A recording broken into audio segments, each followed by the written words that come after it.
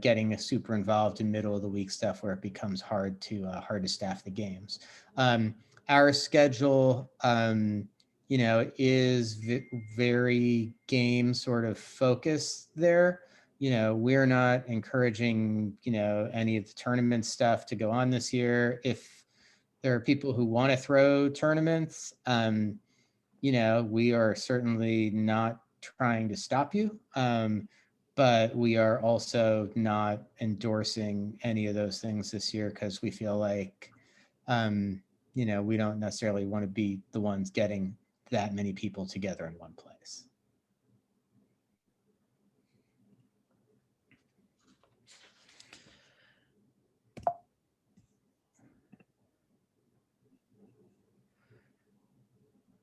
So when it comes to running the games, we've got a couple of issues that create some challenges around using the high school referees.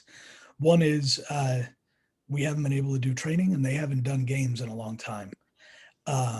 We haven't been able to do the training because we can't get in a classroom. And so the setup that we've had for the last several years is kind of a non-issue right now. The ideal way of dealing with that, especially early on, is to have one adult referee and one high school referee as much as possible. Our goal is to have some trainings for the 21 refs. I'm sorry, for the seasons this year.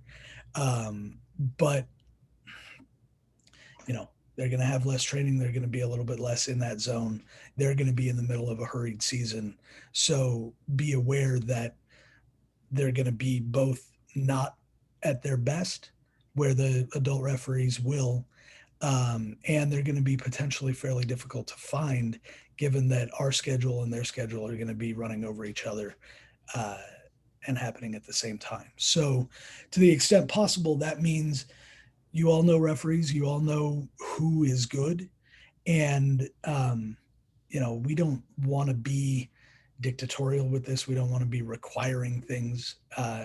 We want to facilitate getting everything up and running. We want to fill in gaps where we can. But if you as a club can coordinate with referees that both the good high school ones and the adult ones, and staff your games, fantastic.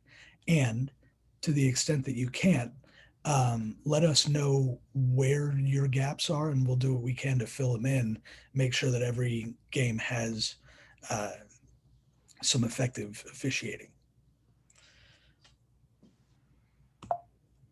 I think I may have fixed my audio issues, Alex. Congratulations. Hey, thanks. One of the things that we should point out is a rule that was announced last year that wasn't going to take effect until this year, that is taking effect this year, is the upgraded chest protectors for goalies. We want to make sure that the goalies have the upgraded protection to prevent Curcio.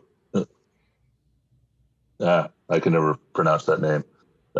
We want to make sure that they're as protected as possible. So there are brand new chest protectors out for goalies that are being required this year, and we will ask the officials to certify the coach, saying, are your players legally equipped by rule, including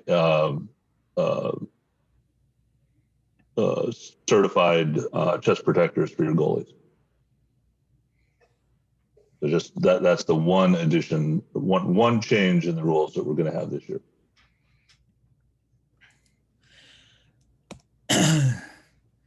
Hey, Alex, before we move on, I just have one quick question about the officials. And it's something that maybe I definitely don't know the answer. I'm hoping maybe Nick or Bobby does, but if we are talking about having adult officials at youth games, it would probably have value for everybody here as they're, setting up their memberships and doing their budgets and all those kind of things, to have a sense of what someone would pay an adult official for a youth game. Anybody know?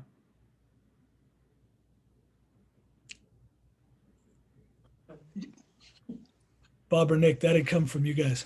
Yeah.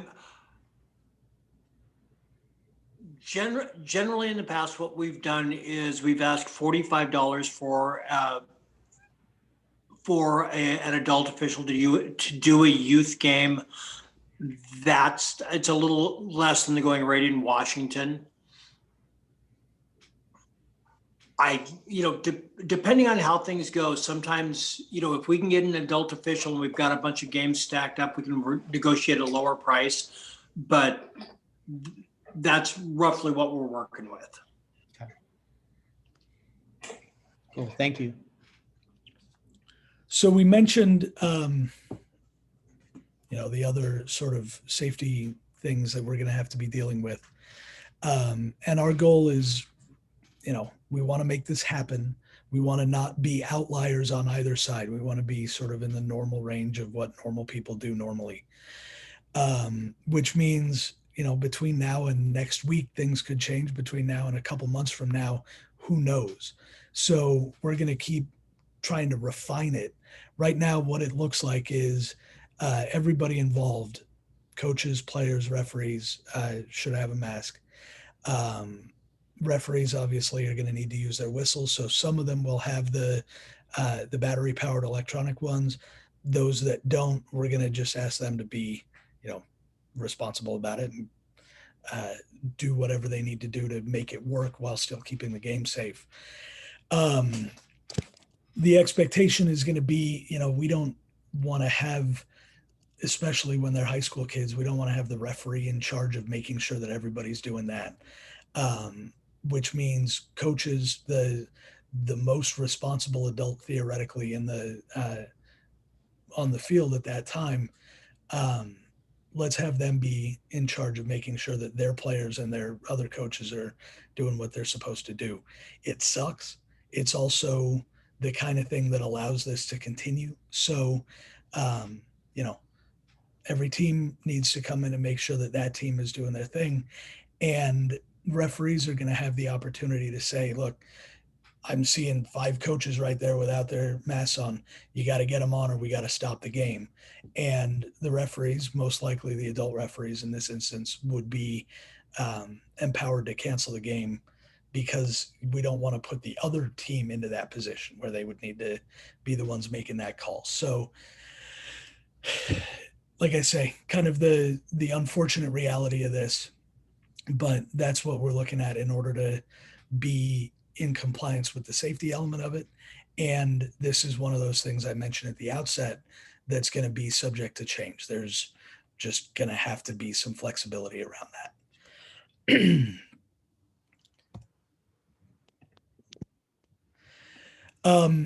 One of the things, we're a little bit ahead of schedule, which is nice. And I mentioned in the letter that we sent out several months ago that the question about contact tracing would be part of this meeting.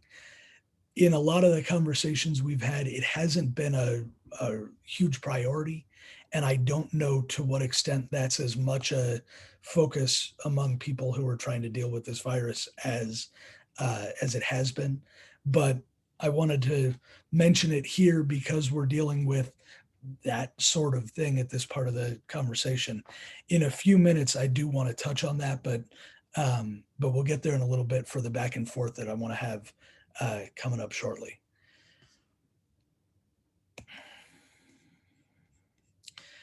Insurance-wise, we're working on a waiver right now, and I had hoped to have it available to send out to everybody literally as we were talking about this. I don't quite have it.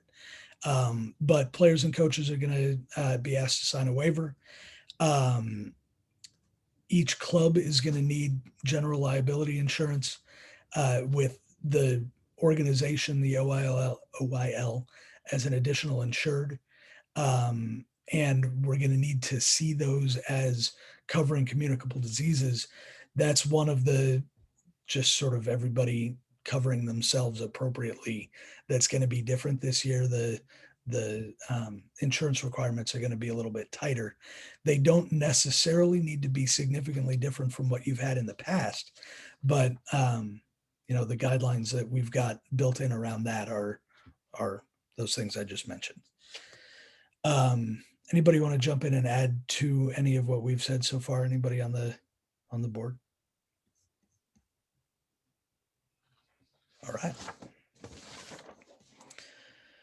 So one of the questions we've been asked a fair amount is, if things get weird or weirder, what are we going to do about it? And the nature of that question is, if the unexpected happens, what do you expect to do? So there's not a great, obvious, clear answer. But let me see. If things change dramatically, obviously we're going to change along with it. We're going to be as open and as communicative as possible. And hopefully it won't come up. But like I say, whatever information we get, we'll transmit to everybody right away. One way to make sure that things don't get weird is for clubs and players and coaches to all be kind of on top of it and responsible about it. Where if you have any concerns about exposure, or, you know, somebody's got the dread disease or whatever it happens to be,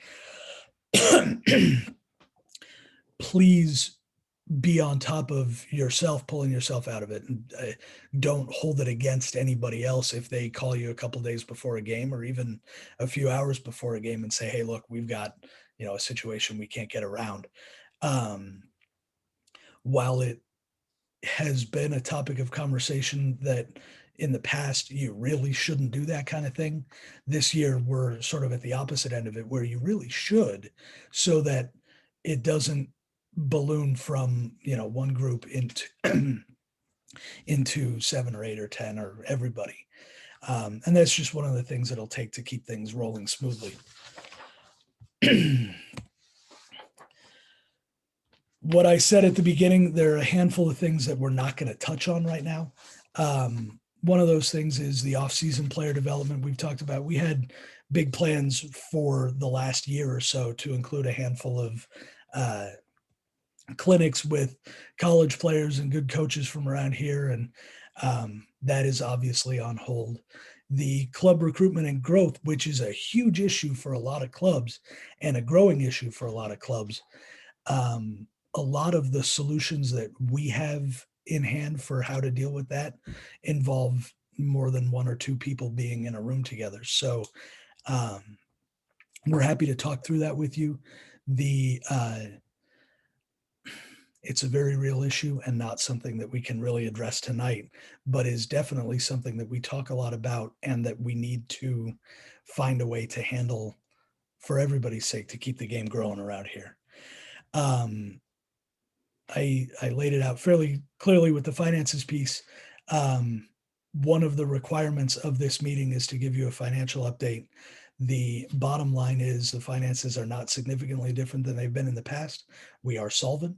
We're happy to talk about any of that if you'd like. We can give whatever sort of report is something that you would want. Probably not here and now because of the focus elsewhere, but I did want to bring that up. Shifting gears a little bit, I wanted to turn it over to Lynn, who I'm going to try and make sure is not muted, and let her jump in. She's got some thoughts about that. Well, I'll let her speak for herself, but Lynn is, why don't you dive in? I can say whatever you want. No, and I just sent, do you want me to really quickly address the communicable diseases insurance piece? Sure. Although Lisa also has some information on that. We may want to. Okay, cool. Yeah, you know what? Let's address that. We all have plenty of time. Let's talk about the important things for sure. Yeah, I mean, I'm here to talk about whatever you guys want, but I can certainly give you a few updates from around the region as to what others are doing if you're interested. You know, obviously on the official side, those guys are all completely up to date on a lot of the return to play stuff. I put the return to play link in the here. You know what I could do? I can say hi too. There you go. It's weird to listen to somebody and not see them. But anywho, I put a link to the return to play guidelines up there. So if anybody's got any, you know, specific information for sure, or specific asks about kind of return to play and, COVID guidelines and that kind of thing. That information is all there. And that's kind of what Bob was referring to, talking about some of the modifications that you can do. And really at the end of the day, it's all about what's happening in your specific county. In Washington, we've just moved to kind of regions versus counties, but it's really all driven by what's happening locally as to, if you're wearing masks, if you can have contact, all of that kind of thing. So that, as we all know, is changing by the day. But I can tell you that a lot of areas are really focusing on kind of a worst case scenario, because they absolutely positively do not want to lose another season of getting kids with sticks in their hands. So if any of you get my email blasts or have talked to me lately, I've been talking a lot about a program we pushed out in the summer called Flex 6. It's a no contact, small sided, kind of non-traditional way to play the game, just sticks and softballs. We developed it for multi-sport organizations like Parks and Recs and that kind of thing as an intro opportunity. But when the pandemic hit, we've had a lot of areas where they haven't been able to have regular contact. They have been utilizing this as kind of an alternative. And so I wanted to make sure, I kind of put that out there so that if you guys get to the point where whenever your season's going to start, you're not able to have traditional games. This is an option that you really might want to look at. I'll put a link to, or actually, I think I can upload the Flex 6 guidelines. I could upload that in the chat if you want. So if people are interested, they can look at that. I don't want to spend a lot of your time. You've got a big agenda here. But just putting that out there, that's an option. It's a form of the game that, you can scale up, scale down. If you're in a hyper local situation where you're literally having like a community, one of your town programs is just playing, kids within themselves, and you don't have officials, you don't have to use officials. It's also a really great way to get junior officials on the field and train them or sharpen their skills if they're returners. So there's a lot of options there. And the best thing about it is, if you guys are still in a position when your season's supposed to start and you're not able to get fields for games, because that's happening a lot, and I'm sure I know fields is a whole nother thing, but that's happening in a lot of areas where Parks and Recs, school districts aren't fulfilling permits they would normally be doing for programs, because the programs are saying, yeah, I need, these dates for my games, and they're like, nope, we can't, no contact sports, can't have games. But if they say they're doing clinics, not a problem, they can get on the fields, no problem. So the Flex 6 is a way to kind of tweak what you might want to be looking at if you're still in that really shut down, kind of a situation. So I just wanted to put that out there, because that's what a lot of folks are looking at. But I have to be real honest and just say, pretty much every other league almost in the country, with the exception of maybe Georgia and Texas, is pretty much in the same boat as you guys. Everybody's making lots of different scenarios and planning for a lot of different changes. So it's tough. Certainly get that. Did you guys have any specific return to play stuff you wanted to touch on? I mean, you're already touching on a lot of this stuff, but do you need any more support in that area, or? It's a good question. That might be a good one for the individual clubs to answer as well. I think, we have a structure, we have an outline for what this will hopefully look like. There's going to be some responsibility on the part of the clubs to fill in the details there. And there's going to be some reality jumping in and shifting things around us potentially that we're all just going to have to be a little nimble for. Hey, Lynn. So, oh yeah, go ahead. And then I see a comment in the chat. Yeah, I Yeah. was going to just point out something popped up in the chat about insurance. I know that Yeah. there were some changes to what the U.S. Lacrosse insurance does cover this year from last year.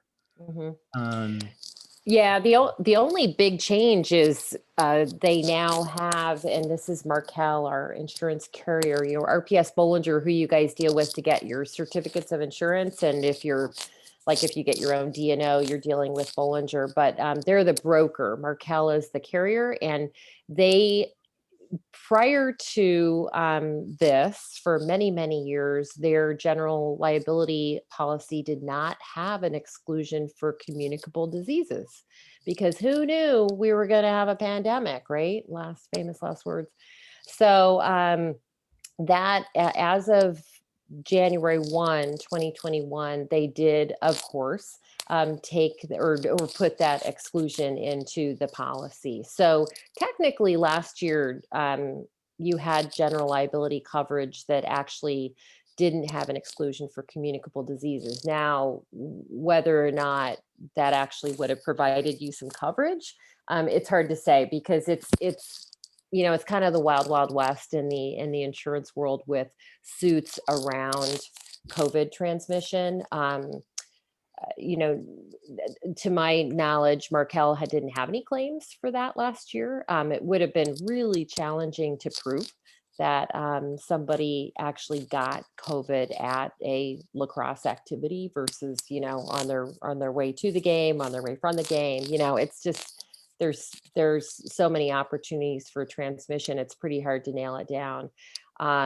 So I think, that doesn't really give any of us a lot of pause. And I don't think it should be really a concern for, any of you out there. I don't think that was, as long as you're, using a COVID waiver, doing all of the things that Alex and OYLA is laying out, and all of the things that, a lot of you have talked to me about, as long as you're following your county public health guidelines, you're following return to play guidelines. And again, COVID waivers, number one, that's what the insurance company keeps saying. Make sure everybody's signing a COVID specific waiver on top of whatever other waivers you would have.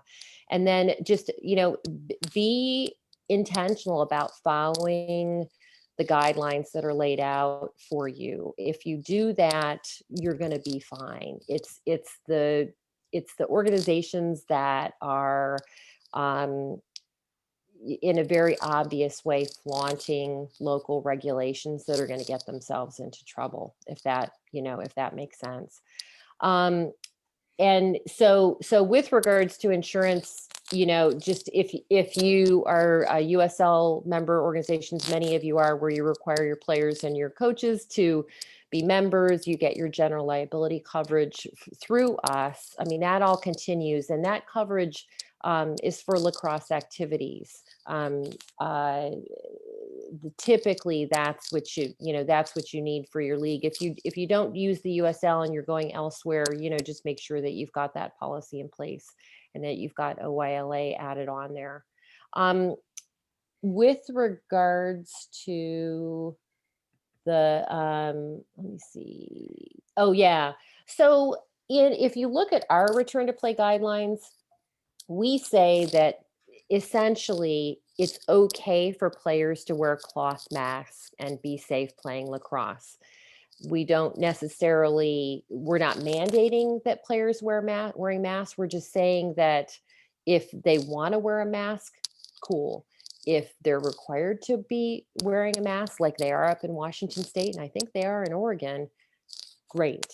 But it's not required. But what we say to be safe under those return to play guidelines is that all of the adults should have them on. That's pretty obvious. And when the kids are on the sidelines, if they are not able to socially distance, they should be wearing masks, just like you've seen with the professional sports. Officials, some states are requiring it, some states are not. They're saying if an official is an active part of the game, i.e., As Bob and Nick can attest, if you're huffing and puffing going up and down the field like I do, do they need to wear a mask? Not all counties and public health departments are saying that they do. Some are saying they can take them off. So it's totally up to whatever's happening in the county that you're in Oregon. It's not gonna, you're not gonna put yourself at risk as a program if you don't have your kids wearing masks if they're not required. So yeah, so I mean, it's optional essentially for kids if that answers. Face shields, just in case anybody asked, and I can't remember if Bob and Nick addressed this, but those clear face shields that fit as part of the helmet that a lot of folks are buying, those are fine.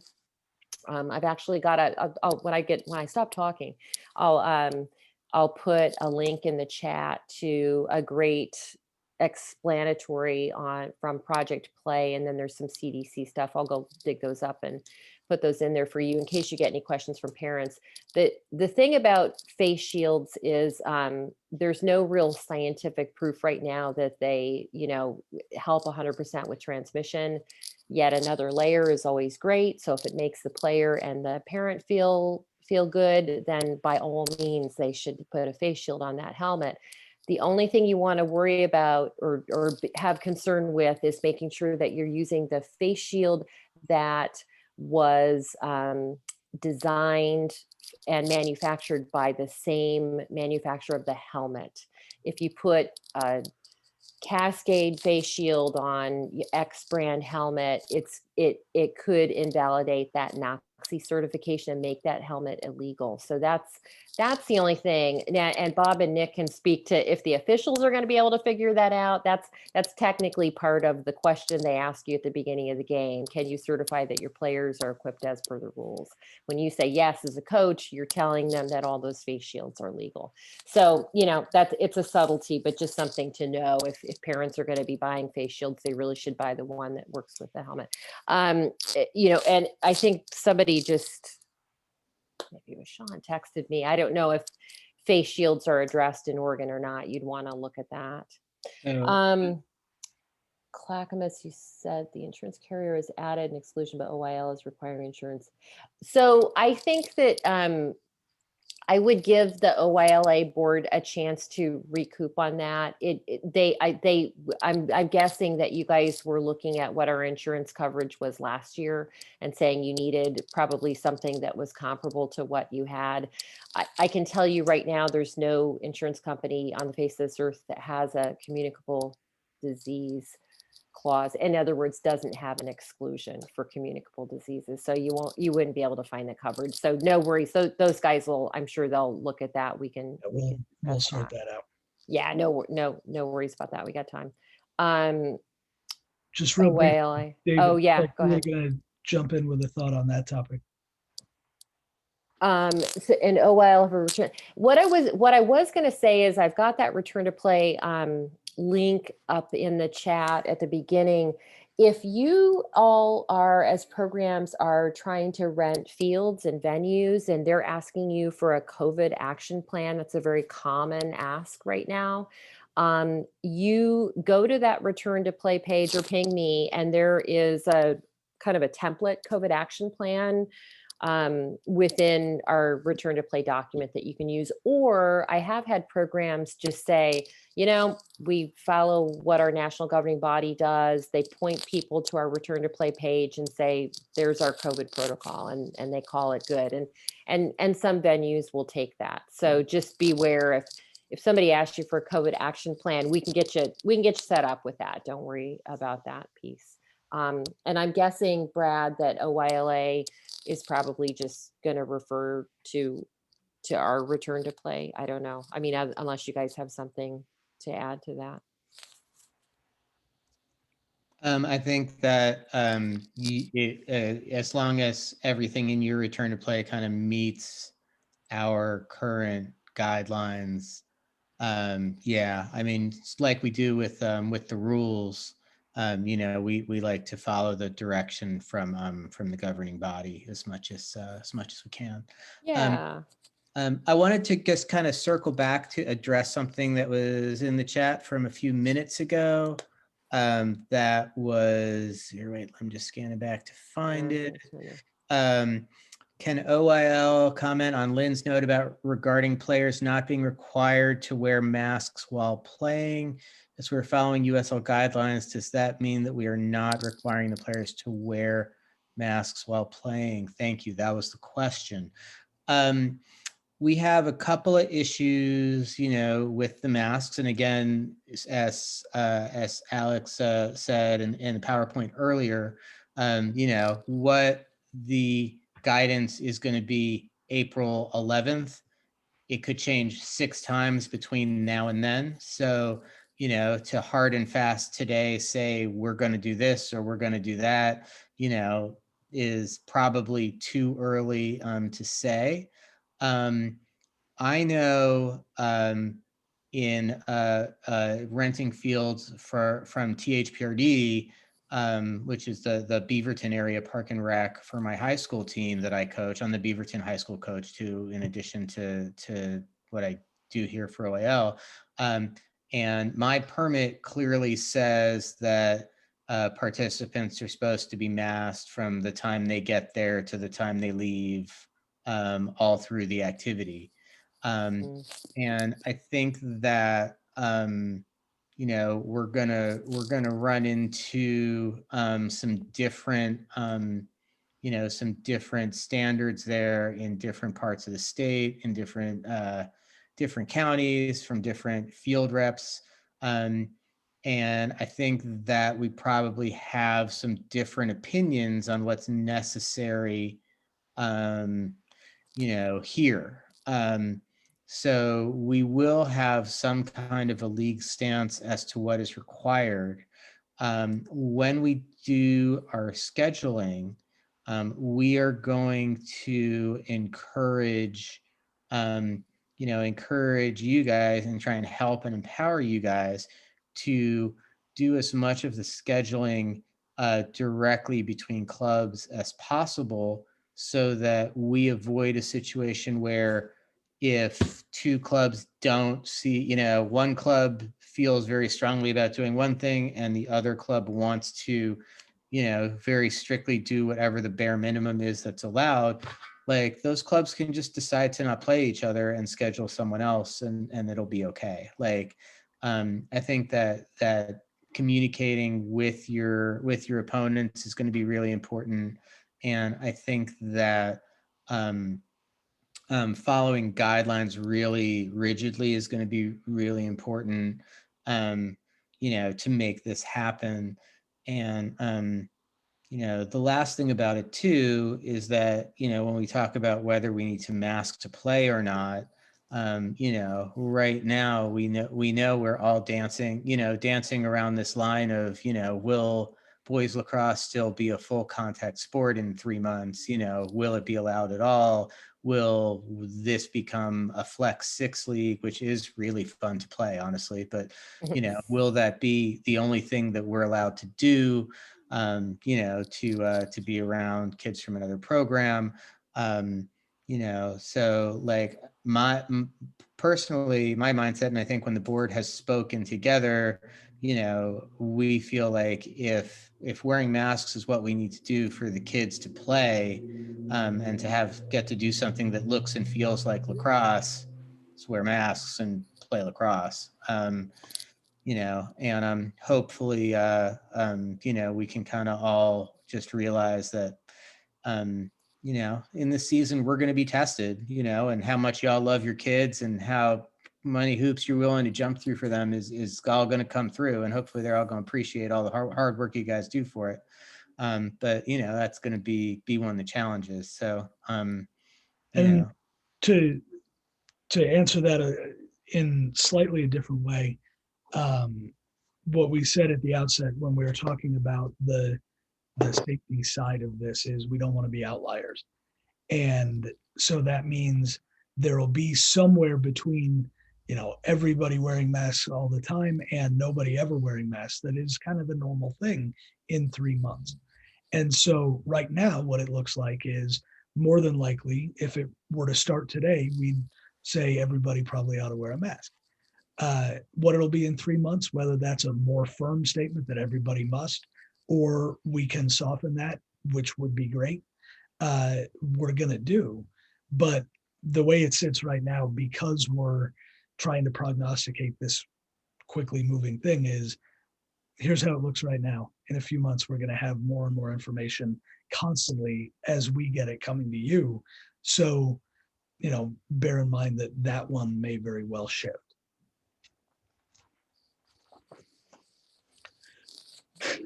Absolutely. And it's different in every county and every state. It's crazy. So there you go. So we have a little bit of time to just sort of answer questions, talk through other things that are on your collective mind. One of the questions that I put in as a placeholder earlier on was whether we ought to try and do any sort of contact tracing. Does anybody want to jump in and have a strong opinion about that one way or the other, or should we bother? And similarly, why don't we get whatever questions anybody has, let's throw them into the chat, and then we'll try and address them as conscientiously as we can, one by one. So it's sort of over to everybody here. Where do you want to take this next?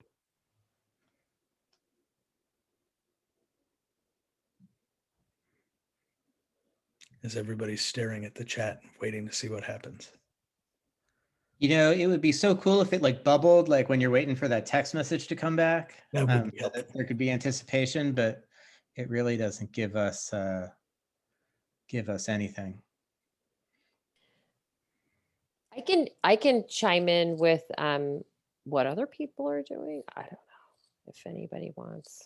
What have you heard about contact tracing from other people? Well, most leagues are, with a few exceptions, mostly because leagues really haven't been playing. So the Utah League, I'll start with them. They actually did play last spring because everything happened in Utah, right? And they had a contact tracing app that they used that everybody was required to. It's a text based. It's a chat bot. Called 42 Chat, and they quickly developed a product called Health Shield that every single participant had to sign into, and they did their health screening before because they had like games on Saturdays or something. It's kind of a house league really in Utah. So they did that league wide, but typically I'm just seeing this have this kind of decision being made at the town program or the community-based program level. And some folks are doing it old school. Some folks are using apps. The apps, cost money. And it just really depends upon what their, local guidelines are requiring. The county, yep. Well, they do, Tim, absolutely. And I'm not as familiar with Oregon guidelines. In Washington, and we certainly cover this in our return to play stuff on, kind of what your role in contact tracing would be. And it's really just around rostering. Right, keeping track of which kids were at which practice on which day, and then games as well, who was actually there, so that if one of those kiddos happens to test positive, you have the list, and then essentially that's exactly it. You're going to end up handing that over to your county public health folks, and then you're done. I mean, you as a program should of course be doing internal emails, and you should certainly let your league board know just as a courtesy, but essentially contact tracing happens by county public health departments. It's not like you guys need to get on the phone and call up these people, but you guys might want to, I think at the certainly at the program level, you should have as part of your COVID action plan, you should have, make sure that everybody understands exactly what happens when a kid calls their coach and says, hey, my mom just tested positive for COVID versus I just tested positive for COVID. There's actually different quarantine scenarios there. And so anyways, it's something you guys should think about, but it's probably it's typically a program, level decision. Okay. So that's. So, Lynn, do you have any data about when leagues have been doing their thing, whether there has been transmission around the game? I don't know if you see Denise's question up there in the chat. Do you have any of that data? I do not have any data like that. We have anecdotal data from the summer. Part of the problem with that data is if it's a self-reporting data, you're typically finding that when there are transmission rates, people don't want that actually to be public knowledge. So we had a lot of sanctioned tournaments over the summer, and according to all of those tournament operators, they had zero COVID transmission happen. Whether or not that's true, I don't know. It's it's a little hard to say. There are other sports that, and there have been other. You can easily Google this information. Soccer in particular has been pretty good about gathering data around team transmission during just practice scenarios, game scenarios, tournament scenarios. But in general, we haven't seen a lot of transmissions. Just like in pro sports, I think they did a study in the NFL, and I think they looked at how much time you're actually face to face with the opposing team versus your own players. And typically transmission is going to happen. The point of that was typically transmissions happening within your own team. It's all the hours you spend practicing. It's the locker room. It's those scenarios. So, games, not so much at all. So it's kind of about what you're doing within your own program. When leagues have played throughout the, Denise, there really is no even anecdotal data saying that there has been a lot of transmission. Transmission typically is happening again within your own group, the kiddos that are practicing together 4 days a week or whatever. Just real quick, Dean, to answer your question, the April 12th date was the first day of practices. The following week, the 19th, is when we were going to start games.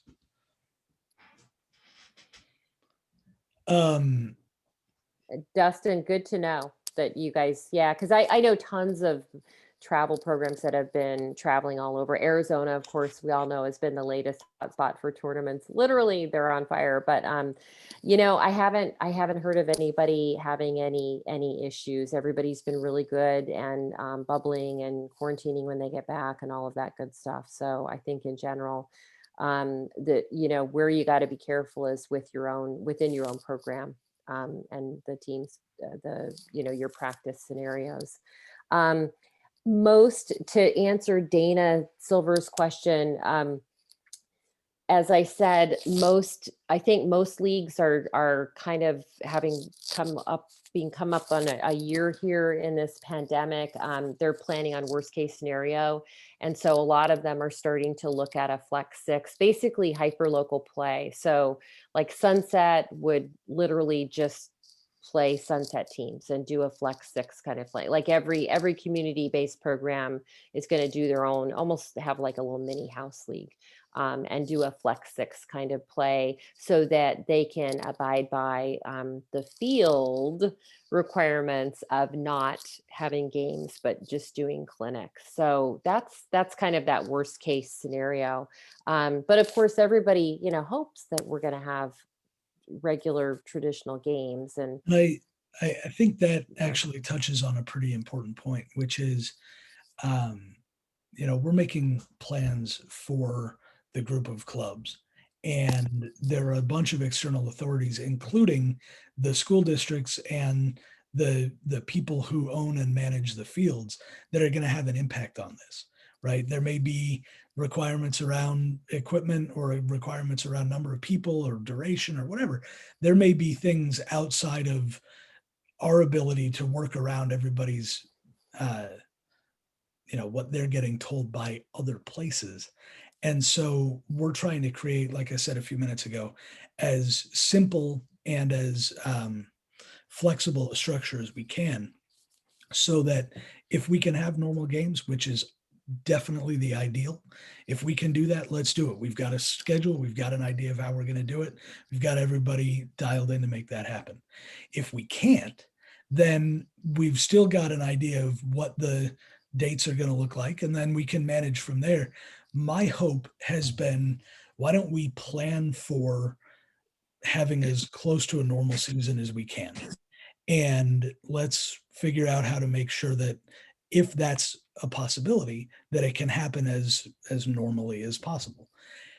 And at the same time, trying to put in as many asterisks as we can to let you know it might not happen. If it doesn't happen, we've got some options.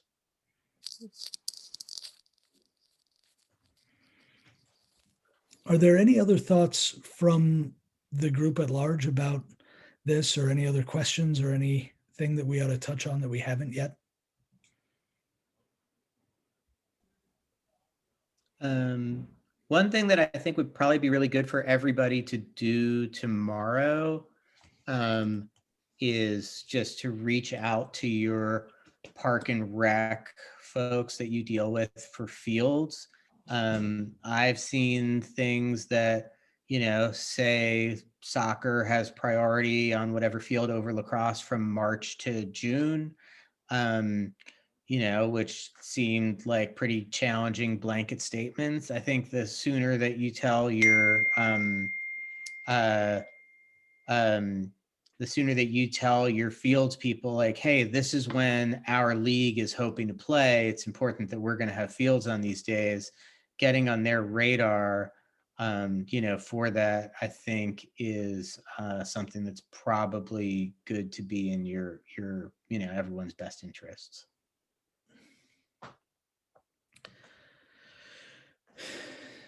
Let's give it a minute to let the chat catch up and see if anybody else has anything they wanted to throw in here. Alex? Yeah. Hey, Dave.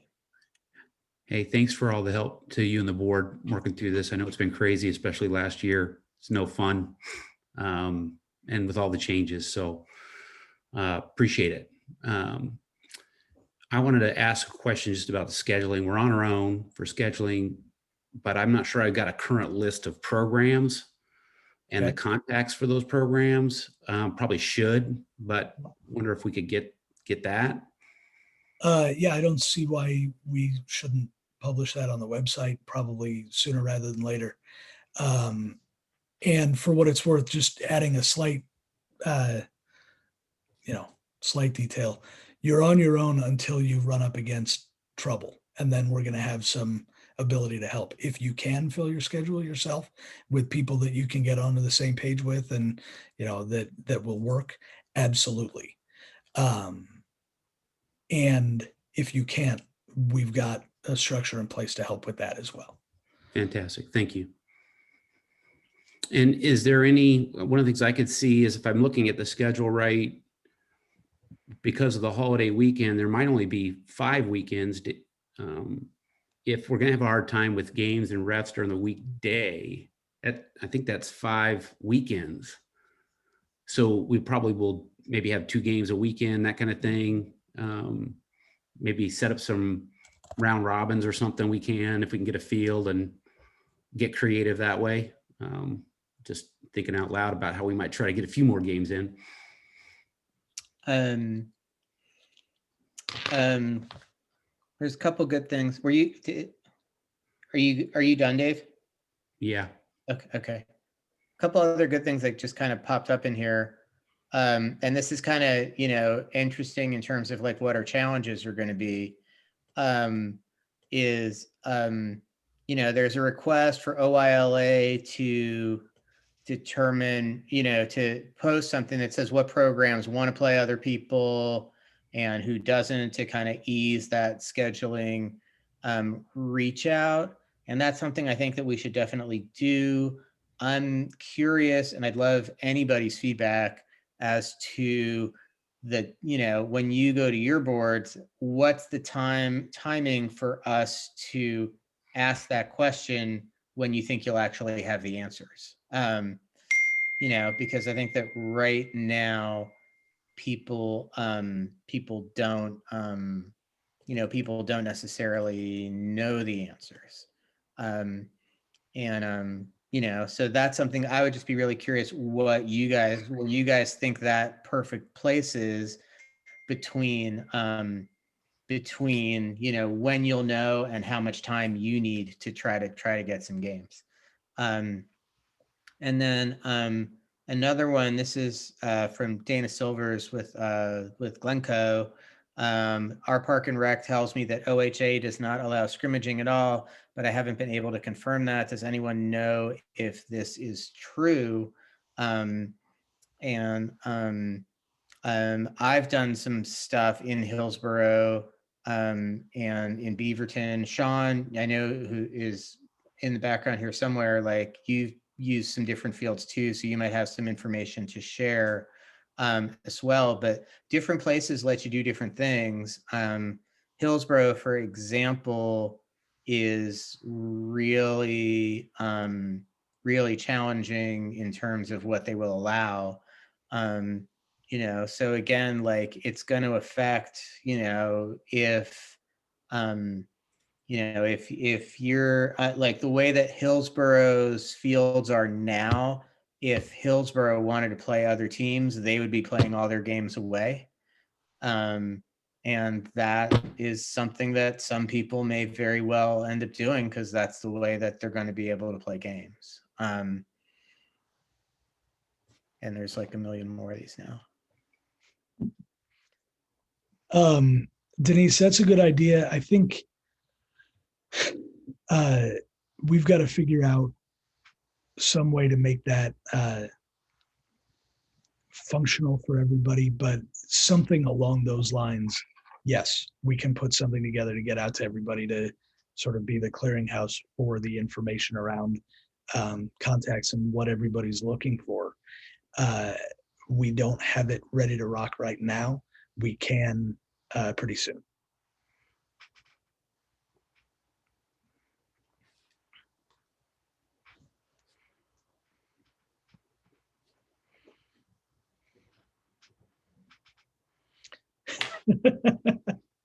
Yes, please. Dave, what do you think? You are the expert in that sort of getting details out. Is that something that you would like some help with? Do you want to throw that together? Do you want to work with Denise a little bit to do that? Yeah, I mean, I think that, you know, it's a pretty easy thing to create. And then it's just a question of everyone from the different clubs populating it with the correct information. But that should be something that, you know, we can turn around pretty quickly. Like probably, I mean, like I can have the thing created tomorrow. It'll just be up to all the clubs in terms of, you know, when they say what they want to do. And I'll make sure that I set it up so that people can go and edit their responses so that if, you know, they want to change stuff. I've posted, just so everybody knows, the results of the survey that you guys did in November are on our website, along with some other documents that we've had, you know, related to the 2021 season. It doesn't need, it's like a lot of it is so long ago and so much has changed. It almost seems like it's not, you know, worth it to spend a lot of time to go through it right now, but it's there if anybody wants to look at it. I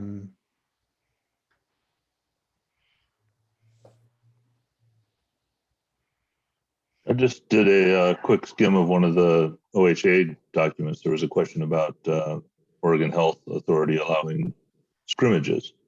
And one of the things that caught my eye, and this is admittedly just skimming the document, is that full contact sports, including men's lacrosse, is prohibited unless the sport is played by rules that eliminate the requirement or substantial likelihood a routine, sustained close proximity or physical contact between the participants.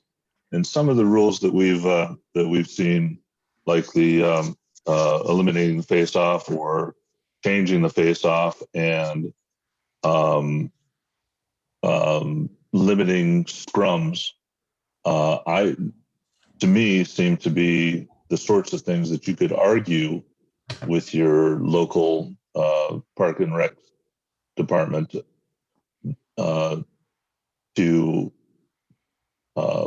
persuade them that the rules that you're going to be playing lacrosse under, especially the Flex 6, but the rules that you're going to be playing lacrosse under don't meet those, or would meet that exception, and wouldn't require sustained close physical proximity. But that's going to be something that you're going to have to argue with your local authorities over. Just thought I'd throw that out there for folks to consider. Thank you. Hey, Sean Hansen, if you're on this call, you need to come forward and talk about your knowledge of the health department stuff. Sean has been working with this stuff all summer, and she's kind of my go-to for everything Oregon. So come on, Sean, go ahead and unmute. Tell us about scrimmages, Sean. For those of you that know me, because I don't know many of you, I am primarily affiliated with girls lacrosse. However, I've been in close contact with both the high school and recently the youth organization for boys side, because I really feel that we're all in this together and that lacrosse is lacrosse and that we can all benefit from growing the game in synergy. And as Lynn said, I have spent a little bit too much time on OHA's website. So I threw up a couple of links. One of them I threw up twice for you guys to look at. But I think Dave kind of touched on it, and then whoever just spoke last as well. You know, full contact sports are currently not allowed in the state, which technically they put football, rugby, wrestling, cheerleading, basketball, hockey. You can read all about this in the link I sent you. But as whoever just talked, there's substantial likelihood of routine, sustainable, close proximity. So for instance, for football, right, they've allowed like 7v7 flag football. That's not full contact.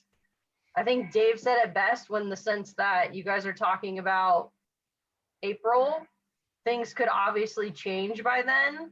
And I think that's what these guys are planning for, and they're predicting it'll change by then. I coach women's lacrosse, and we've been able to play since September in scrimmages, but we do wear a mask and it is required by OHA.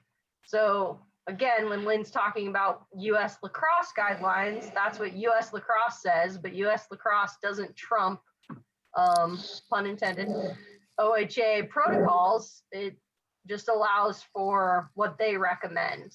I've been to a couple tournaments this summer where I think things were relatively safe. The other thing that's currently in play that very well could change by April is field allotments, which is 50 people per field in high risk, which is Multnomah County, Washington County, Clackamas County.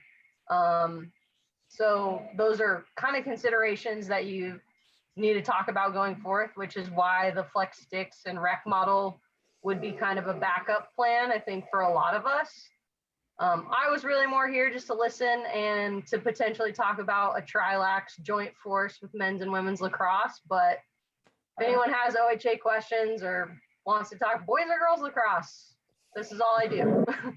So I don't know if I can help or anything, but here I am, Lynn, you found me. There you go. Well, I've had a lot of conversation with Sean. I think, you know, again, it's all up to your particular county. So there's a large swath of you that are going to be in the same boat. But again, you've got the outliers, you know, where Denise is and down south and all of that. So it's hard to plan. It's hard to plan, but again, you guys are, as you keep saying, Alex, you guys are planning on what pieces you can put into place to make sure that if you can have a traditional season, absolutely go for it. I think it's easier to plan for that right now and then scale it back if you need to. So. And yeah, I know, Brad, you keep mentioning the Jamboree thing. I think that's a great idea. I just think that it's going to be really challenging to make those field reservations when you say anything about a large group. Because Yeah, so they unmuted me, because it's so hard to explain on chat to try to keep up. So I guess my thinking is, so over here in Camas, right, and I know I've talked to plenty of other clubs. The challenge right now is field, right? Getting full fields to be able to play full fields. So I know I've talked to a couple other clubs, and the thought was, what if we rent something like a Delta Park or Kingsway or somewhere like that, where it's a turf field. We go in, we get it for the full day.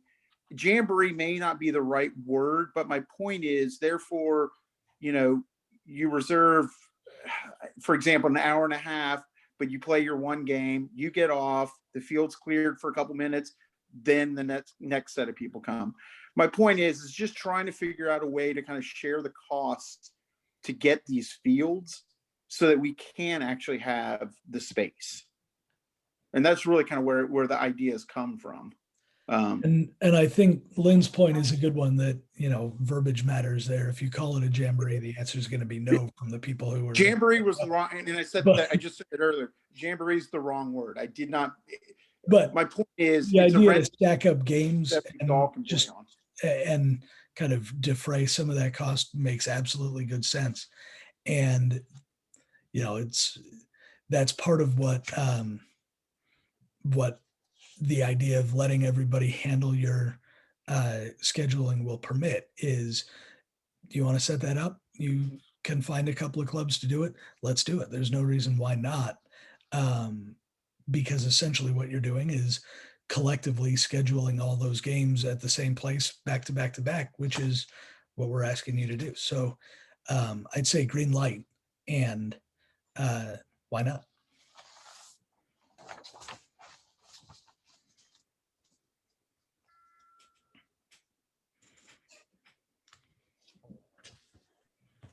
Yeah, I know. I think fields, number Fields are one, gonna be the big thing. fields is going to be it. Yeah. Yeah, it's going to be the toughie. And to some extent, the fields will be easier if you can tell them whatever, maybe they need to hear everybody's going to wear a mask. If you can say that, then maybe they're going to be, if you're on the bubble, you make it into the right side rather than the wrong side, which is part of the reason behind having this conversation. If we can be saying right now, the rule is everybody's got to wear a mask, maybe that makes it easier to get fields too. Yeah, I mean, I think, when you're making your inquiries, as Dave was suggesting, I would start with, what would it, can we find a field to have a clinic? Start with that. We're talking about small group, everything that I wouldn't even mention, a season, games, that kind of thing. I've had a lot of conversations with people in California, and I've got a lot of programs that are having huge success. They've been playing since last September, doing that flex model, and getting fields all the time. And then others, are like, hey, we need our fields for our season. And, the Parks and Rec or the school districts are like, nah, you can't play games. Whereas if they had gone and said, we're going to do clinics, great. It's semantics. I mean, I feel like as long as you're going by return to play guidelines in terms of keeping kids safe and absolutely masking whatever you need to do, it's, you're getting kids on a field with a stick. It's the same net effect. You're getting kids outside and active. So just beware, because boy, it sounds like you've got a whole wide variety of field situations there with school districts who are, I know a lot of probably their school districts have joint operating agreements with Parks and Rec. They do up in this part of the country as well. And if the school district puts the kibosh on it, there's nothing the Parks and Rec can do. So. Well, and there's nothing really that we can do. So Dylan and Corey, your points are good ones. Dave mentioned a bit ago, maybe that means whatever games you play are going to be on the road. Maybe it means that, ultimately this is going to be challenging for a lot of reasons outside our control. So that's the challenge. If you can find a way to make it work, we don't have a panacea to fix it, but if you can find a way to make it work, make it work. If you can't, somewhere around Brad's idea where, find a place that you can get a field and maybe coordinate with some of the other clubs if you're going to do practices too. The big issue we've been talking about throughout has been there are going to be some clubs that just cannot get a field, period. There are going to be some that have plenty of field space, and maybe there can be some coordination around that. But the big challenge, because it has to do with large entities that are looking over their shoulder to make sure they don't get sued, is people aren't going to want to rent out the fields. It's much safer to not than to rent it out. So that is going to be a challenge. And I don't want to sound cavalier about it, but good luck finding that. We don't have a great answer for it. There is no great answer for it. If you can find your way onto fields, do it. If you can't, then, I think collectively we have to recognize that that's going to be one of the biggest challenges we all deal with. And what are you going to do? Yeah, just know that the parks the school districts are in a whole different realm, but the parks and recs on the fields that they can actually control outside of that, they're hurting too. They need that revenue. They need it big time. They're already hurting from almost a year now. So they're motivated to rent. So I think trying to find out if they are renting fields at all, if you're seeing, soccer or whoever on the field, find out what the parameters are for what they are doing rentals for, and then mold your program around that, And I don't know the name of it, but narrowcasting just to Clackamas in Oregon City, there's that big, relatively new turf field on just north of Foster on like 274th or whatever it is. And it's a bit of a drive, but not much. And I saw girls soccer out there the other day. So, at least somebody's using it. I don't know if that's helpful, but, Lynn, your point is a good one, that the schools are going to be much less likely to go outside of what they're being told or to be flexible than the Parks and Rec and the private fields, certainly. So yeah, that might be a helpful place to look. That's what people keep telling me in other areas. Those entities are really motivated. So just find out what they need, who they're renting to, what those people are doing. Are they doing clinics? Are they doing camps? Are they, what is it? And then make your program around that, call your program whatever it needs to be. Sometimes that might be the only way, I think, to get some space. Anybody else with anything to throw into the chat and kind of put onto the table for tonight?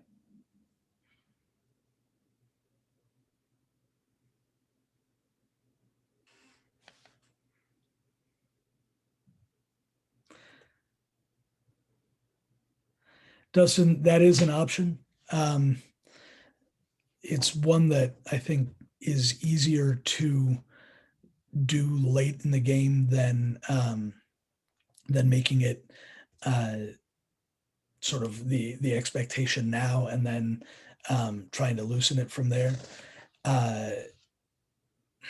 If we get to that point and things continue to be problematic getting it to have any contact, then fair enough, right? Everybody ought to look at what Lynn said out around that Flex 6 idea. As Dave said, that's a ton of fun. Brad, your point around the return of play document, we will have that either referring to US Lacrosse's or sort of modified by us, but similar to the rule set, we'll probably have a rider on it. Maybe I need to take a closer look at it. What else?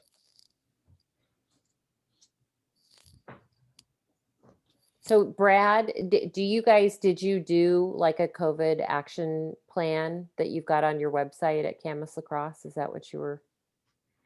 Yeah, we have a full, because that was Inslee's in Mhm. October. We had to do a return to play document, so Yeah, we have about a 15-page return to play document. cool. But I would recommend, if anybody's looking, like I said, we found a church. They're small fields. We got it because of that document. Okay. Yeah, the more prepared, again, that could be what you're asking your Parks and Rec or whoever you get your fields from, you know, how are you running for clinics? What are you doing? And what do you need from us? If you can come more prepared, they're going to be much more likely to want to do that.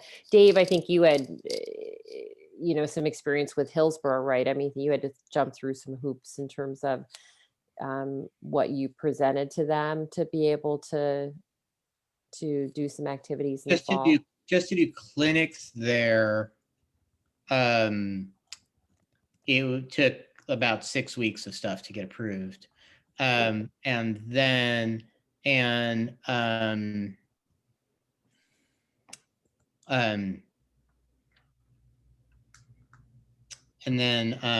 you know, like it's still really, they said like in terms of trying to make what, you know, activities were okay, less restrictive, that we would have to go through the hoops again, which would be like another 6 weeks of hoops. Yeah, like the training stuff that I do there is all like pods of 10, like, you know, super spread out. But it gets kids out of the house and the kids are happy, but, you know, like, and they're like, you know, hovering around. Just real quick, in case I did a private message to Dustin. Dustin will get that taken care of right away. I'm sorry about that. Yeah. So a couple other details. We have talked about some of the dates that we're going to need information already. We're also going to put out at the end of this meeting, it may take us a couple of days to put it together, but sort of a recap and some supplemental information based on what's come up tonight. And one of the things that we'll include is some of the dates that are going to matter around dues and insurance, around schedules, around list of referees. Looks like all of those are going to be on the same day, just before that beginning of the season. And mainly, you know, we're trying to provide and allow for as much flexibility as we can, and simultaneously keep everything rolling in a positive way, knowing that the direction that is positive is going to be shifting as it has been for the last year. So to the extent that there's some grace coming from everybody, you know, we're trying to be as upfront about it as we can, as transparent about what we know and when we know it as we can. Right now, what we've talked about is what it looks like. And, you know, even through the course of this conversation, some of the thinking has shifted a little bit, and certainly over the next couple months, more will shift. My bottom line is, you know, I've been coming to these annual meetings for 6-7 years. Doing it staring at a computer screen sucks. I miss some of the camaraderie that the game allows for. As a high school player or as a youth player, I'd be going nuts right now. And so my focus, as somebody who has found tremendous positive in my life due to lacrosse, is to be helping players get to that point as quickly and as far as possible. And, you know, from the communication that I've had from everybody that has reached out recently, there's a lot of that motivation coming from the group of you as well. Just get sticks in kids' hands, let them play, let them have something because, there's some magic in lacrosse, and let's make sure that we're not costing the kids that if we can avoid it. So I wanted to touch on that note just as appreciation for everything that everybody's doing right now. And, thank you for making this happen to whatever extent we can. As we know more will get to you. Like I said, in the next few days, a little bit of a recap. Thereafter, as things change, if we're going to try and make sure none of the dates change, none of what we're saying will be earlier than what we're saying it'll be. So, if dates of any of this change, it's going to be because it gets bumped back. But that's stuff that's outside of our control as well. And as soon as anything like that happens, we'll let you know.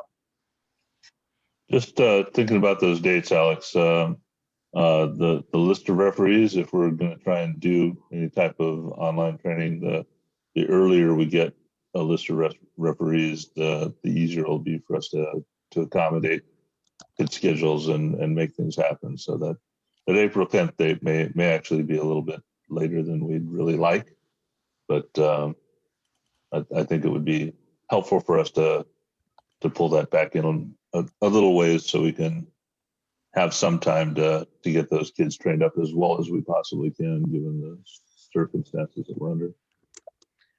So what I said about all the dates not being pulled forward was incorrect in that one specific regard. Why don't we? Thanks for that. What's that? So we'll update that date as well in the email we send out in a couple of days. But in general, this is the structure we're trying to look at. And the reality of the situation is things are what they are. So we're going to have to try to be flexible. But flexing off of a structure that we've got is better than just being out in the wind, not knowing what's going to happen until it's too late to do anything about it. So that is the hope.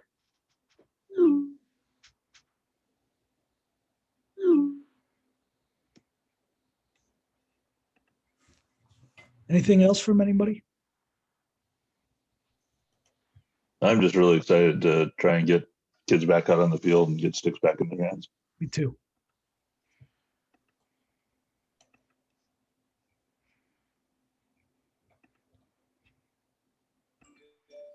I'm going to give the chat just a second because it's a lagging indicator, but it looks like we're just about there. Thank you all. Thank you for being the kind of people who work really hard and care enough to make this happen for kids. They don't do a great job of being appreciative always. So thank you from me for making it happen for them. It makes a difference for people. So I believe that with that, we're just about set. Thank you for being here. And once again, I think I'm gonna call it a day, and hopefully we'll all see each other out on the field very, very soon. Yeah. Super nice. All right. Thanks, Alex. Thanks. All right. Thanks, Alex, and everybody else. Good night, everybody. Thank you, Lynn. Thanks, guys. Night. All right. Thank you. Good seeing you, Dave. You too.